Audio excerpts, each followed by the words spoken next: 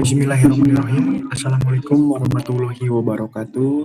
Selamat malam yang terhormat Bapak Dr. Dede Juniardi SEMM selaku dosen pengampu mata kuliah studi kelayakan bisnis dan serta rekan-rekan kelompok 8 manajemen 4B yang berbahagia.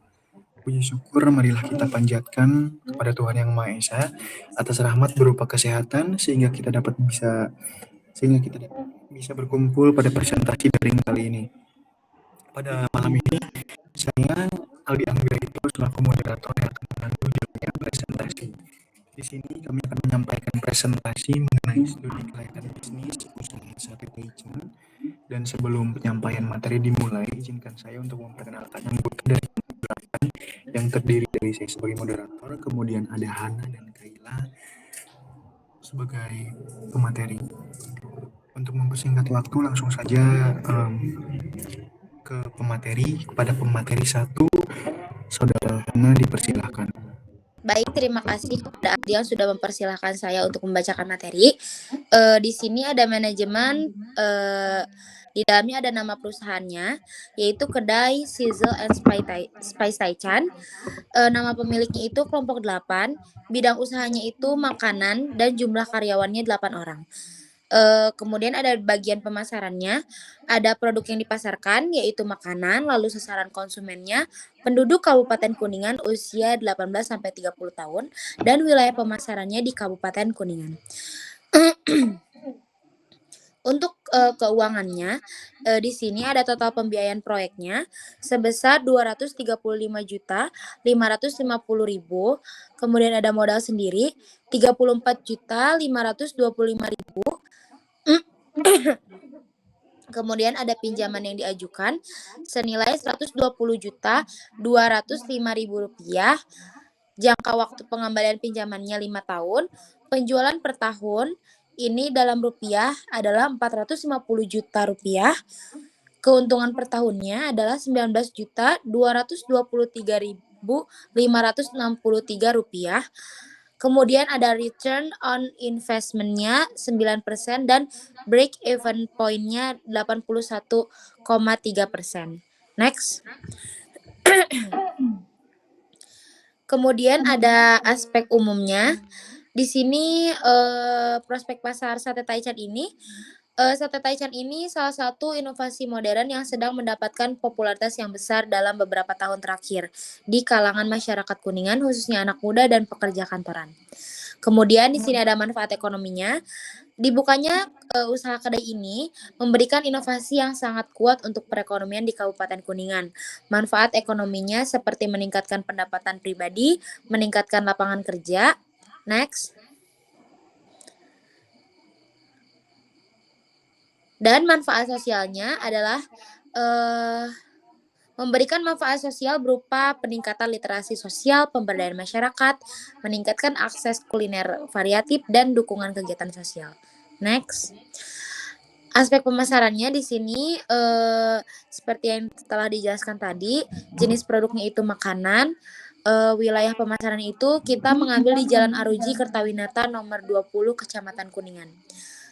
Lalu permintaannya ada jumlah permintaan terhadap produk, yaitu sasaran pembelinya, penduduk usia 18-30 tahun, lalu jumlah konsumennya adalah 109.854 orang, ini diambil dari satu kecamatan di Kuningan. Kemudian ada jumlah kebutuhan per bulannya senilai 329.560. Di sini ada proyeksi permintaan selama 5 tahun mendatang. Di 2024, proyeksi permintaan dalam unit ini senilai 3.954.744 unit. Dan meningkat sampai di 2028 sebanyak 5.183.863 unit. Kemudian di sini ada penawaran atau pesaing. Di sini ada nama-nama produsen yang memproduksi sate taichan di Kabupaten Kuningan, yaitu ada Taichan Nonaringan, Suyoy, Taichan Pandawa, dan sate taichan Aiki. Dengan total penawaran per tahunnya jika dijumlahkan senilai 525.000 unit. Kemudian di sini ada proyeksi penawaran atau pesaing selama 5 tahun mendatang. Di tahun 2024, proyeksi penawarannya adalah 525.000 unit. Hingga di tahun 2028 meningkat sampai 688.168 unit. Kemudian di sini ada rencana penjualan dan pangsa pasar. Pangsa pasarnya juga naik secara signifikan dari 5,25% di tahun 2024 naik 5,45% di tahun 2028. Kemudian di sini ada analisis pesaing. Harga untuk Taichan per tusuk kita itu di harga 3.750, sementara di Taichan Nona ringan itu 4.000 dan di Suyo itu 3.500. Sementara diskon yang kita beli itu adalah 1.500 dan Taichan Nona ringan 1.000. Untuk perbedaannya bisa dibaca di sini dan keunggulan kita adalah di promosinya karena kita sudah bekerja sama dengan kreator kuliner di Kabupaten Kuningan dan aplikasi pesan antar makanan. Lalu kemasan kita juga menggunakan paper box yang tentunya aman untuk go green. Kemudian next.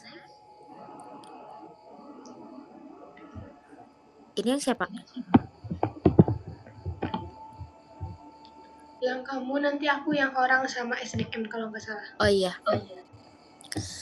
Kemudian di sini ada produk, ciri-ciri produk sate Taichan itu warna khas dagingnya itu putih, lebih wangi dan juicy. Kemudian rasa sambalnya itu pedas dan asam karena memakai cabai pilihan dan jeruk limau. Kemudian tidak menggunakan bumbu kacang dan kecap. Terus kegunaan utama produknya kaya akan protein yang baik karena terbuat dari dada ayam, rendah lemak dan cocok untuk program diet, dan mengandung cabai atau sambal yang dapat meningkatkan metabolisme tubuh. Kemudian di sini ada kapasitas produksinya. Kita telah menghitung rencana produksi kita di tahun 2024 sampai di tahun 2028.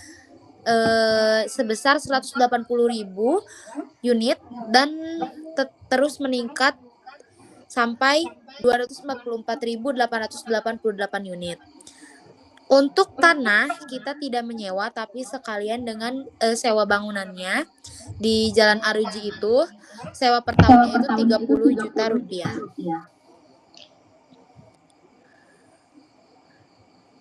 Di sini kita juga mengeluarkan dana untuk sarana untuk pemasangan listrik, air, wifi senilai 12 juta rupiah. Kemudian di sini ada mesin dan peralatan yang kita butuhkan selama 1 tahun senilai 69.680.000 rupiah. Dan kita memutuskan untuk membeli kendaraan yaitu motor senilai 12 juta rupiah.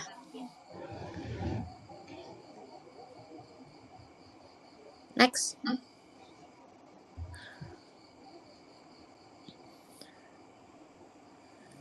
Di sini bahan baku dan bahan pembantunya itu telah kita perhitungkan untuk 1 tahun produksi dan totalnya itu mencapai 76.650.000 rupiah.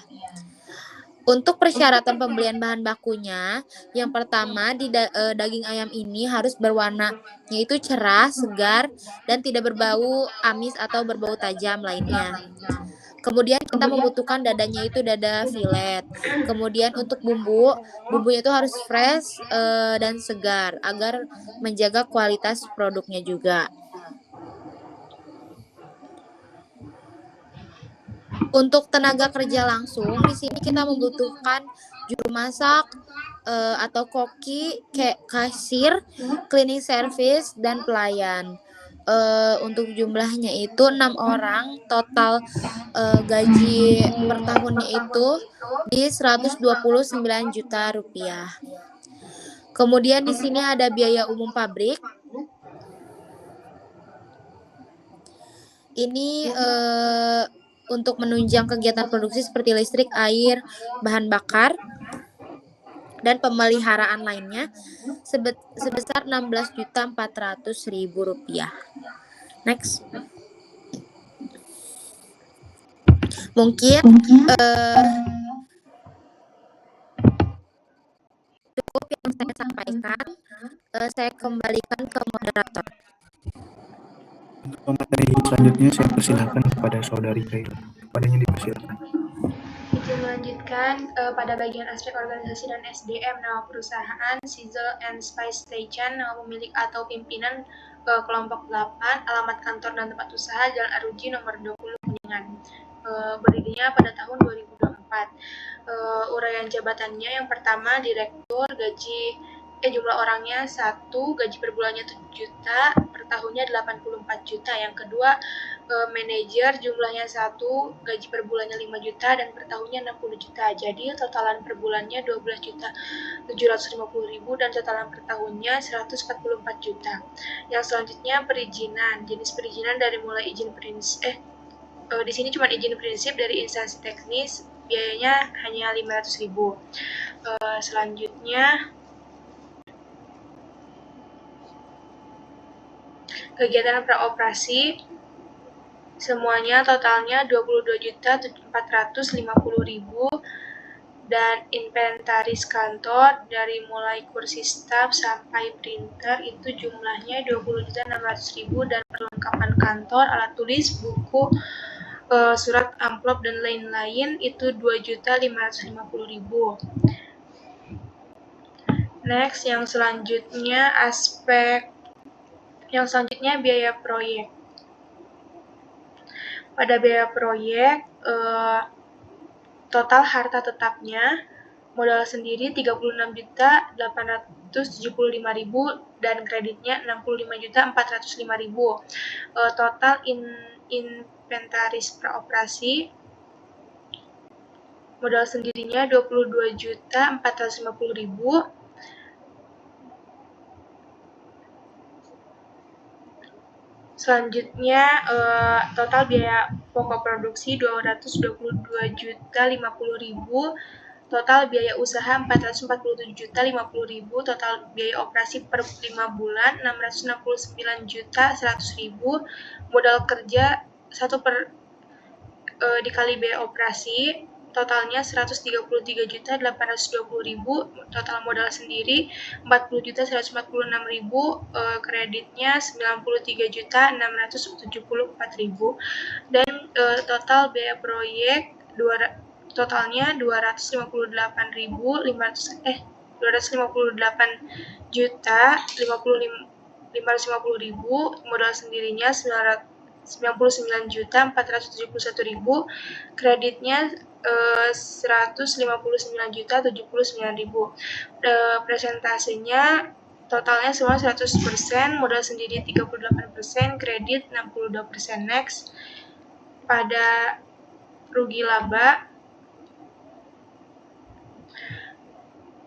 bisa dilihat dari tahun ke-1 sampai tahun ke-5, total biaya pokok produksi dari tahun ke-1 222.050.000 dan tahun ke-5 325.103.405 rupiah. Laba kotornya dari tahun 1 sampai tahun ke-5, pada tahun ke-5 663.164.095 rupiah dan total biaya usaha sebelum penyusutan dan amortasi selama 5 tahun, pada tahun ke-5 447.050.000.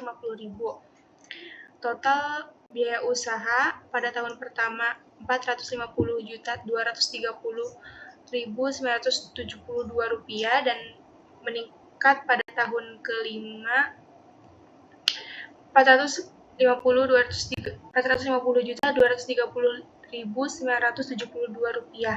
Laba usahanya pada tahun ke-5 212.933.123 rupiah.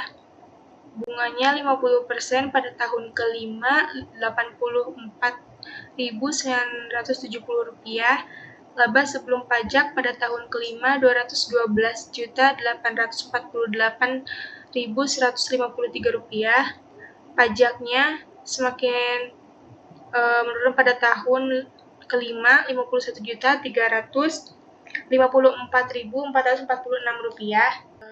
Yang selanjutnya penyusutan dari mulai bangunan sampai kendaraan itu seluruhnya totalnya Rp2.993.889 dan amortisasi investasi prasurvei totalnya Rp187.083. Next.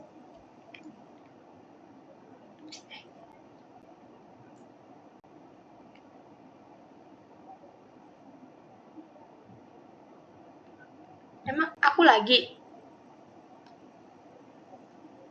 Hah? Kayaknya aku nih. Ini mah udah kan? Aku mah tiga tab kamuan. Iya. Oke. Selanjutnya di sini ada neraca, harta lancar.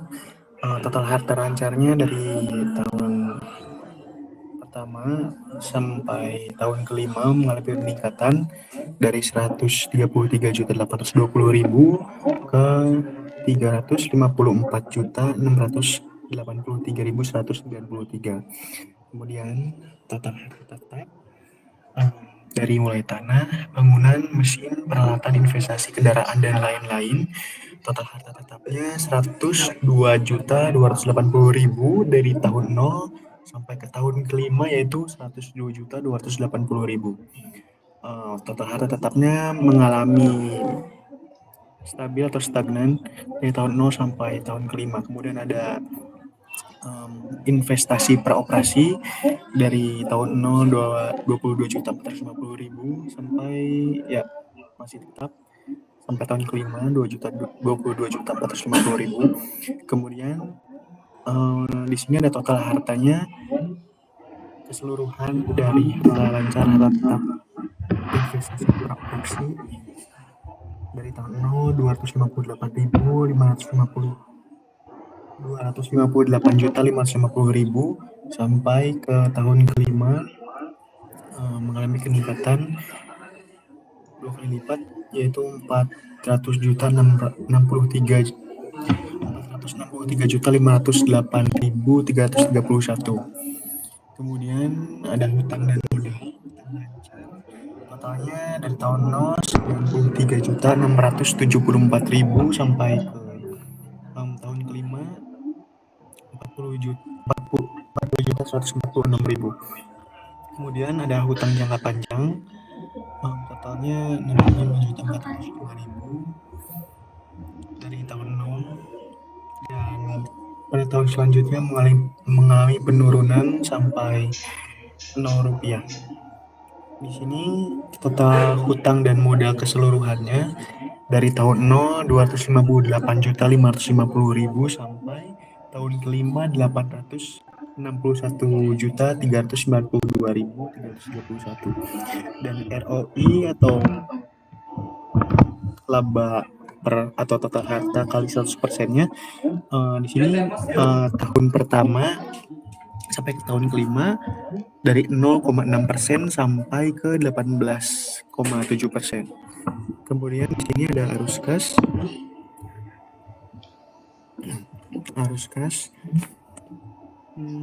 Total kas masuknya 258.550.000 pada tahun 0 dan mengalami peningkatan sampai ke 1.218.121.013. Kemudian arus kas keluar dari investasi mencakup investasi, biaya pokok produksi, biaya usaha, bunga, pajak. Total keluarnya 124.730.000 pada tahun 0 dan mengalami peningkatan menjadi 823.592.821. Kemudian kewajiban bank, total kewajiban banknya meliputi angsuran kredit investasi dan anggaran modal kerja. Tahun 0 senilai Rp0, kemudian stabil atau stagnan sampai ke tahun kelima. Kemudian saldo akhir totalnya 133.820.000 pada tahun tahun ke-1-nya 98.379.535 dan tahun kelimanya 354.683.193 dan kemudian arus kas di sini total kas masuknya 988.267.500 pada tahun kelima. Kemudian di sini IRR-nya senilai 6,16% dan NPP-nya 97.283.365 dan PP-nya 1 tahun 3 bulan. Sekian presentasi dari kelompok 8.